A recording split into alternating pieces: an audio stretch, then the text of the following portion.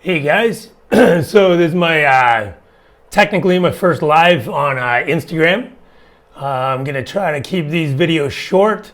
Been doing lives on Facebook, and I'm gonna just try to do it this way because it seems a little bit easier to streamline. I'm just talking about my story about addiction, what I've learned about addiction, and more importantly, what I've learned about recovery. And I started all this at the beginning of quarantine because I was thinking to myself, if I was still in my active addiction during this time, would be a great reason to just continue to use. There would be many excuses why I should stay in my addiction. And, the opposite of recovery to me is isolation. And quite frankly, that's what we're kind of being told to do. These days, things are kind of opening up, but still many of us feel even alone, even those of us that aren't in active addiction. I hear about it all over social media, so I was just going to try to be a voice of maybe hope, and maybe I can help you guys in a little bit. So if there is any questions or anything like that, feel free to hit me up. Today I'm going to talk quickly about just being comfortable. And this doesn't just go for people in active addiction. This goes for everybody in life. People that want to, lose weight, change their diet, start going to the gym, quit smoking, maybe quit drugs and alcohol use. In order to change a behavior, we have to identify what it is why do we want to change that? And I think a lot of family members, they reach out to me and they're just kind of wondering, why does a person continue to use over and over again when the results just end up the same all the time and actually continue to get worse and worse? My answer to that is that we actually normalize our situation in life. We normalize the results. We normalize the consequences. Even we don't even see them as consequences.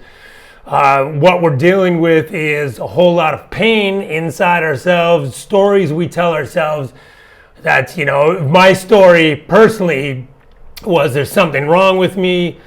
Nobody likes me, fear of judgment, fear of failure, and then fear of loneliness. And I continually told myself, there's something wrong with me. And my self-esteem was hit when I first drank. That fixed everything. So that told my brain, hey, this fixes everything. Let's do that again and again and again. And it went from there. Eventually, it didn't even matter. Whatever it was that would numb that voice in my head, was what I would use. And I would continually do that over and over again. So what needs to happen is we need to get out of the comfort zone. So if you're a family member and you are enabling the behavior or the addiction or whatever it may be, take a look at that. I wouldn't necessarily, if somebody says, hey, I need food, giving them money, I can pretty much guarantee you they're probably going to use that money to go use. So what you would say is maybe buy them the food while you're there. If they, they can't pay rent, it has to be kind of natural consequences. And this is very tough. The idea, though, is to give their problem back to them. We have to give their problem back to them so that they have to take accountability for the life that where their situation is, what they're going through in life. As using addicts, the biggest thing from when I woke up, it was all about where can I get it? How am I going to get it? And it's just relentless to that's the only thing on my mind. So then our values go out the window. They go out the window. We would steal our family members, friends, we would, take any substance. If anybody had any alcohol in their house, I would just go and take it. And it does feel like if we don't have that substance in our bodies, it's a death sentence. So that's all we'll do is we'll manipulate, tell anybody what they need to know in order to get what we want. So that's what this video is about. Just try to be aware. I want to keep these things short because, on Facebook I could talk for about an hour. So the idea is reach out.